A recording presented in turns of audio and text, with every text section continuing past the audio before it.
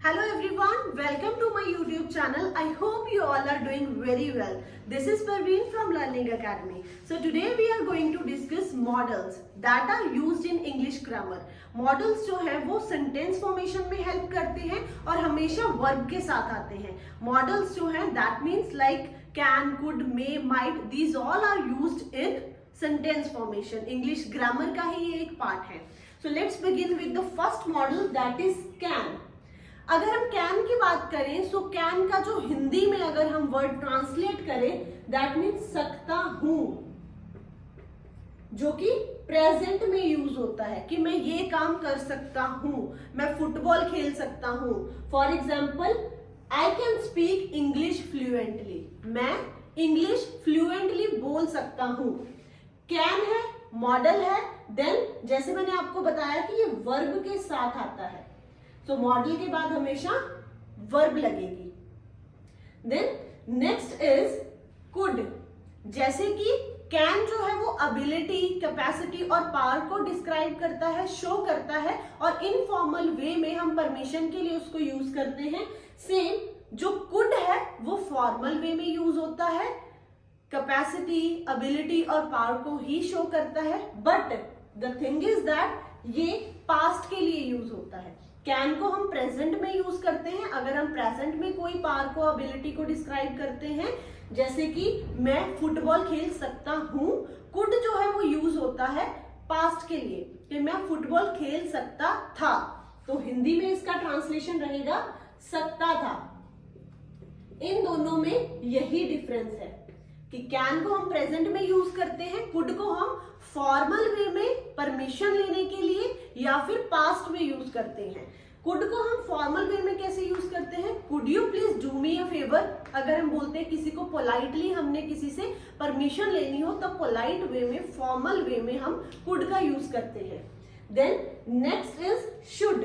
Should को ought to भी कहते हैं, ये इसी का सिनोनिम है.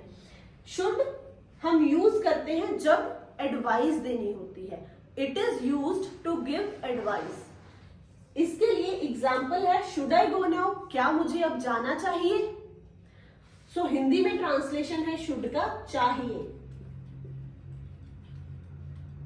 कि आपको अगर मैं बोलूं आपको घर जाना चाहिए, you should go to home, तो तब भी हम किसी एडवाइस किसी को देने के लिए हम शुड, सजेशन के लिए हम शुड यूज करते हैं कि यू शुड गो देयर, आपको वहां जाना चाहिए. You should watch this movie, कि आपको ये मूवी देखनी चाहिए. सो चाहिए के लिए हम यूज करते हैं शुड.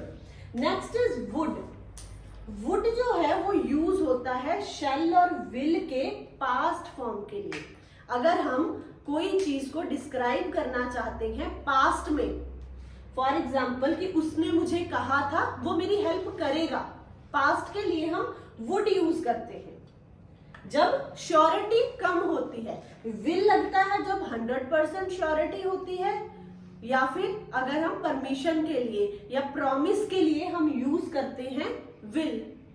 बट वुड जो है उसमें श्योरिटी कम होती है, उसके लिए हम वुड जो है वो पास्ट में यूज करते हैं. एग्जाम्पल है ही सेड दैट, उसने कहा था, that means past. He would help me, कि वो मेरी हेल्प करेगा. अगर हम आज की, अब की, प्रेजेंट की बात करते हैं कि ही विल हेल्प मी, मतलब वो मेरी हेल्प करेगा, तो आज की हम बात कर रहे हैं, दैट मीन्स कि हम विल लगाएंगे, वो मेरी हेल्प करेगा. बट अगर हम बात करते हैं कि उसने मुझे कहा था वो मेरी हेल्प करेगा, that means past.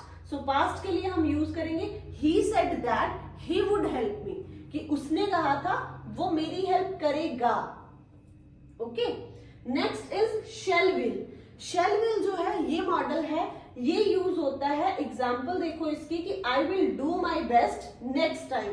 That means कि आप प्रॉमिस कर रहे हो और श्योरिटी दे रहे हो, किसी श्योरिटी के लिए आप विल यूज करते हो. एग्जाम्पल है कि मैं नेक्स्ट टाइम अपना बेस्ट परफॉर्म करूंगा, अपना बेस्ट करूंगा. So this is all about model.